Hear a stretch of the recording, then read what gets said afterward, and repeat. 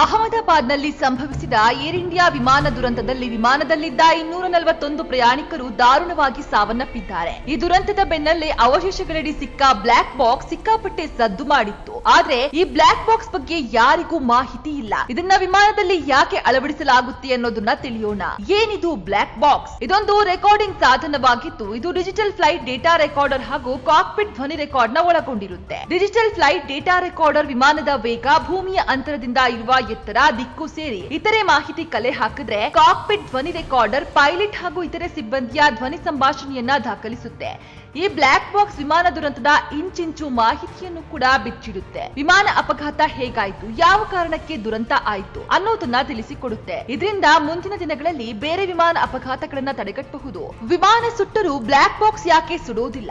Black box ಎಂದು ಕರೆಯಲ್ಪಡುವ ಈ ಬಾಕ್ಸ್ ಬಣ್ಣ ಬ್ಲಾಕ್ ಇರೋದಿಲ್ಲ, ಬದಲಾಗಿ ಕೇಸರಿ ಬಣ್ಣದಲ್ಲಿರುತ್ತೆ. ವಿಮಾನ ಸುಟ್ಟರೂ ಕೂಡ ಈ ವಸ್ತು ಮಾತ್ರ ಸುಡೋದಿಲ್ಲ. ಯಾಕಂದ್ರೆ ಎಲ್ಲ ಅಪಾಯವನ್ನ ತಡೆಗಟ್ಟಿಕೊಳ್ಳುವಂತೆ ಈ ಪೆಟ್ಟಿಗೆಯನ್ನ ವಿಶೇಷವಾಗಿ ರಚಿಸಲಾಗಿದೆ. ಇದರಲ್ಲಿರುವ 2 ರೆಕಾರ್ಡರ್ ವಿಶೇಷವಾಗಿ ತೀವ್ರ ಶಾಖ, ನೀರಿನ ಒತ್ತಡ ಹಾಗೂ ಸ್ಫೋಟಗಳನ್ನ ತಡೆಗಟ್ಟುವಂತೆ ತಯಾರಿಸಲಾಗಿದೆ. ಹೀಗಾಗಿ ವಿಮಾನ ಸುಟ್ಟರೂ ನೀರಿಗೆ ಬಿದ್ರೂ ಕೂಡ ಆ ಬ್ಲಾಕ್ ಬಾಕ್ಸ್ಗೆ ಯಾವುದೇ ಹಾನಿಯಾಗುವುದಿಲ್ಲ. ಇನ್ನು ಈ ಸಾಧನವನ್ನ ದುರಂತದ ಬಳಿಕ ಪ್ರಯೋಗಾಲಯಕ್ಕೆ ಕಳಿಸಿ ಅಲ್ಲಿ ಮೆಮೊರಿ ಡೇಟಾ ಡಿಕೋಡ್ ಮಾಡಿ ಆಡಿಯೋ ಹಾಗೂ ಇತರೆ ಡೇಟಾವನ್ನ ಕಲೆ ಹಾಕಿ ತನಿಖೆ ಮಾಡಲಾಗುತ್ತೆ. ಈ ರೀತಿ ಈ ಬ್ಲಾಕ್ ಬಾಕ್ಸ್ಗಳು ಕೆಲಸ ಮಾಡುತ್ತೆ.